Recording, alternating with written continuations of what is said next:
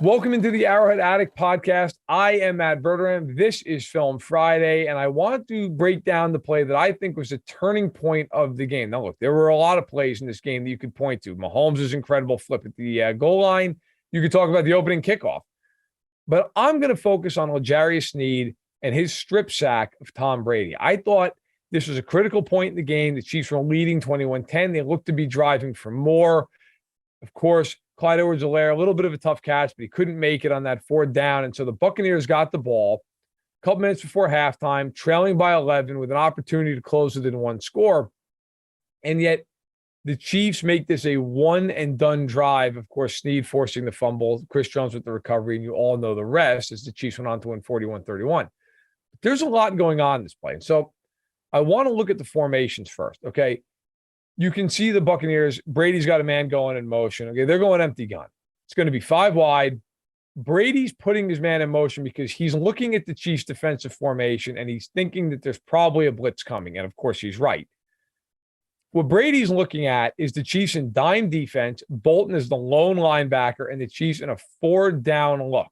Okay, so on the bottom of the screen, you have Jones and you have Karlaftis on the edge. And then on the top side of the line, you have Saunders inside, who, by the way, played an excellent game, and Frank Clark on the edge.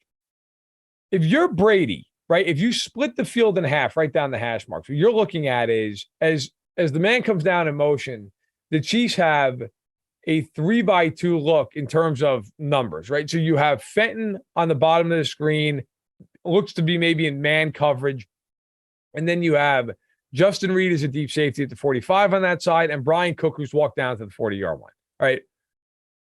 Then on the top side, you have Watson, what looks to be in man coverage. Thornhill is a deep safety, right? And then you have Sneed in the slot and Bolton down the middle. So the reason I bring all that up is if you're Brady, you know you're an empty, you know you have a 5-man protection.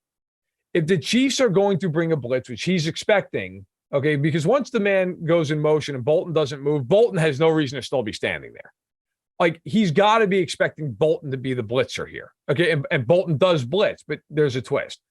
So Brady's got to be thinking at this point, look, the man who goes in motion, it's either going to be Justin Reed, who's going to be in man coverage, who's going to come down and he's going to try to play this quick, or it's going to be Brian Cook, who's, again, standing at the 40-yard line, and a quick out either way is going to work. Right, like Reed's not going to get there in time, and Cook, it's a losing proposition, right? Unless he widens, and he doesn't at the start of the play.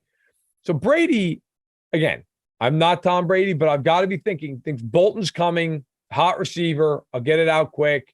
We'll clear out Fenton, go forward. Now, if we run the start of this play, what you're going to see is George Karlaftis drops off the edge.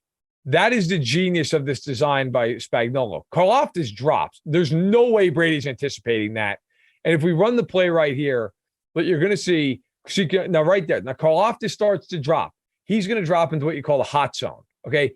Bolton's coming. He's blitzing. Cook is going to rotate into the middle of the field. He's going to rob the middle of the field, okay? And the Chiefs are in a too-high look. Now, they play a little bit of a combo coverage. They're all in zone except for Watson, who might be in what's called Meg coverage, man everywhere he goes. Or maybe Watson blew the coverage and should have been in zone. It's hard to tell if you're not in the film room. Either way, every Chiefs defender except for Watson here ends up being in zone with Bolton blitzing and Sneed coming off the edge. Now, Sneed talked this week about he fiddled with his gloves. He was trying to get Brady not to pay attention to him. And maybe that worked, maybe it didn't. But what certainly worked was Sneed timed it perfectly. He waited for Brady to lift his leg to signify, snap me the ball, and he took off. Brady never sees him because he's coming from the blind side. Now, the Bucs up front, okay, you had the 4-down linemen, right? They're ready for those 4 guys to rush and Bolton to come up the gut. And you can see that in the way they block for this. They're waiting. The center's waiting for Bolton. And the Chiefs have 2 on one side of the center, 2 on the other. Well, what happens is Karlaftis drops. And so Donovan Smith, the left tackle, he's stuck with nobody to block. Okay. There's nothing for him to do because Jones crashes inside. So you can't even double him. So the Chiefs get Jones one-on-one. They get Bolton one-on-one. Clark and Saunders run a game on the right side of the line. Okay. A little stunt. And that doesn't end up getting home. But what it does do is it makes it impossible for anybody to pick up Sneed. There's no tight end, there's no back, there's nowhere to go.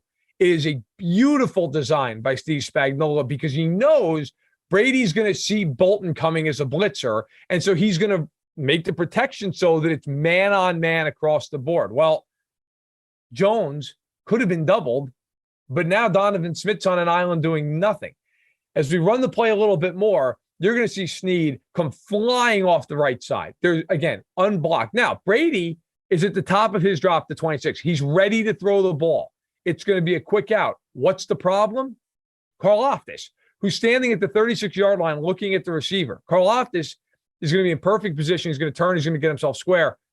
There's nowhere to go with this ball for Brady. Now, Evans at the 34-yard line toward the top of the screen, he's going to break open on a little flat underneath. The problem for that is Brady, if it's not his first read, he's done. And Evans is not his first read. Also, Sneed screaming at him right there. It's going to be very hard to get that ball off and get it off clean. Everybody else is covered. Okay, Cook's got the middle of the field. The two deep safeties are in position. Fenton's in perfect position. There's nowhere to go. There's nowhere to go. And Fenton, by the way, is also going to play the hot receiver because he's in zone. He's going to let his man go by and let Justin Reed pick him up. So if we run it a little bit more here, you're going to see Brady's going to get cracked by Sneed. Sneed's coming clean as can be. You see Karlaftis in position. There's nowhere for this ball to go. The Chiefs won this snap before it even happened by Spagnuolo's design, and now we run it all the way through. Sneed is going to earhole Brady. Ball comes loose. Jones, who's not getting doubled, who's getting singled, is able to run and get to the football before three Buccaneers fall on top of him. A game-changing play. The Chiefs go the 21 yards. They score the touchdown. They go up 28-10, and at that point, they're really never challenged the rest of the way. The Bucs never get it to one possession. Yes, L'Jarius Sneed did a great job, and he's the best corner in terms of blitzing in the NFL. He's got 3 sacks in 4 games. His timing, his ability not to miss the quarterback should not go unnoticed here. He is excellent at what he does. He has been a star for the Chiefs this year. But what also should not go unnoticed is Steve Spagnuolo with a diabolical look. It was a great, great pressure, both in the playbook and in execution. It resulted in a strip sack, a fumble recovery, and a Chiefs win. They now 3-1 going to play the Raiders. And the Raiders are going to have to be ready for more pressures like this come Monday night.